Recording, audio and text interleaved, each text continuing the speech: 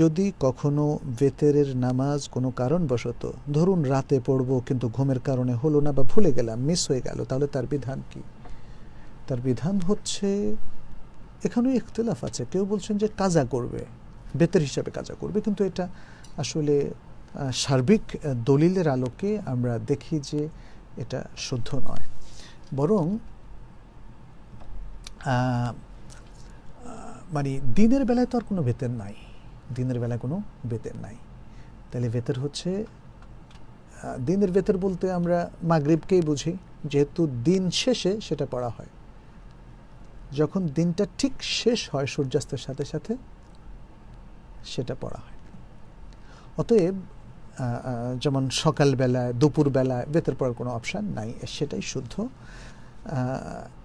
তারা মানে কাজার উপরে একটা হাদিস নিয়ে এসেছেন, আবু সাঈদ রাদিয়াল্লাহু তাআলা একটা হাদিস, যে রাসূল সাল্লাল্লাহু আলাইহি ওয়াসাল্লাম বলছেন, মান নামা আন ওয়িতরিহি আও নাসিয়াহু ফালিউসাল্লিহি ইযা যাকারাহু, যে ব্যক্তি ওয়েতর না পড়ে ঘুমিয়ে থাকে অথবা ভুলে যায়, তাহলে সে স্মরণ হলে পড়বে।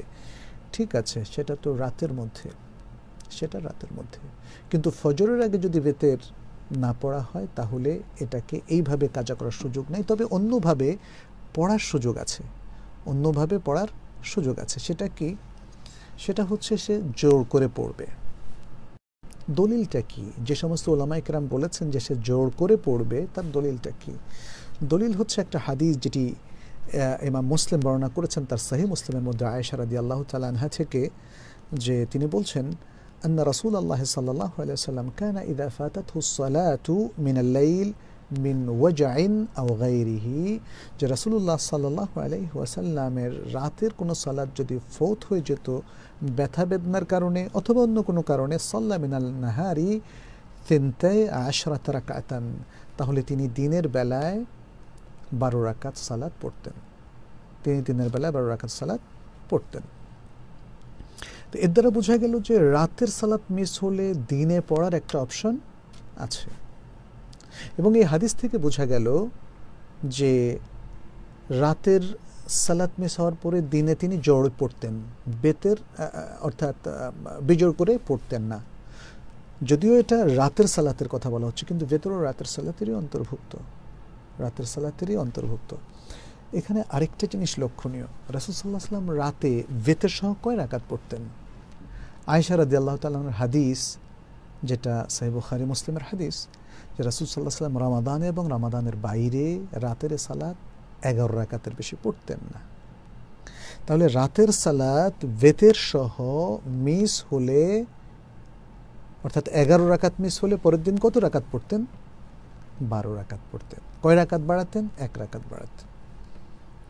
অতএব এখান থেকে শেখ সালেহ বিন উসাইমিন খুব চমৎকার কনক্লুড করেছেন।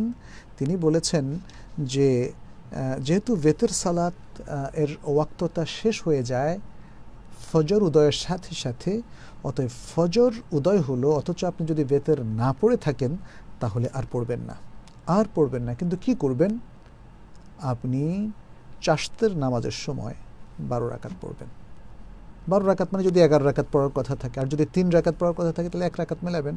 অর্থাৎ আপনি বেতের যে কয় রাকাত পড়ার প্ল্যান করেছিলেন তার সাথে 1 রাকাত মিলিয়ে পড়বেন। সেটা মুসলিমের হাদিস থেকে বোঝা যায়। তাহলে আপনি যদি 2 রাকাত করে 1 রাকাত বেতের চিন্তা করেছিলেন, আপনি শুধু বেতের বাদ দিয়ে বাকি সব পড়েছেন, তাহলে আপনি 2 রাকাত পড়বেন। আর আপনি যদি 2 রাকাত করে পড়ে রাতের সালাতটা শেষ করে বেতের 3 রাকাতটা ভাবলেন যে একটু পরে উঠে পড়বেন, মিস হয়ে গেল, তাহলে আপনি 4 রাকাত পড়বেন, 2 রাকাত করে 4 রাকাত। এটাই হচ্ছে বিধান। জি।